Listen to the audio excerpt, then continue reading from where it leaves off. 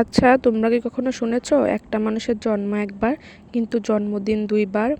আসসালামু আলাইকুম গাইস, কেমন আছেন? আলহামদুলিল্লাহ, আমি অনেক ভালো আছি। আমার জানার মতে আমার জন্মদিন 11ই নভেম্বর, কিন্তু হঠাৎ করে আম্মু এসে আমার বার্থডে উইশ করতেছে। তো আমি আবার অবাক হয়ে জিজ্ঞালাম কিসের বার্থডে? আমার বার্থডে তো আজকে না, 11 তারিখে। তো বলতেছে আজকেও তোমার বার্থডে। আমি বললাম কিসের বার্থডে, বুঝাই বলো। তো বলতেছে আজকে তোমার আরবি মাসের বার্থডে। তো আমি ঠিকভাবে বুঝলাম না। তারপরে বলতেছে আমি নাকি এই 26 রোজাতে জন্মগ্রহণ করি, 26 রোজা বৃহস্পতিবারে, আর দিনটা ছিল কালকে। তো আজকে ভয়েস দিচ্ছি, আজকে এডিট করতে করতে দেরি হয়ে গেছে।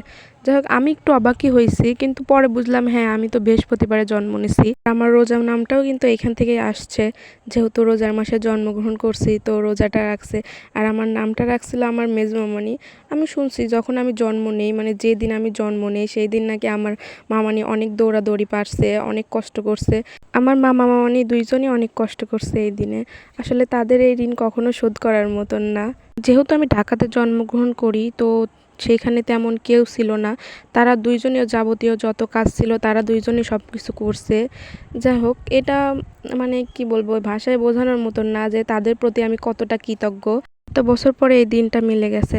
আর দেখেন, আমার আম্মু কিন্তু ঠিকই মনে রাখছে।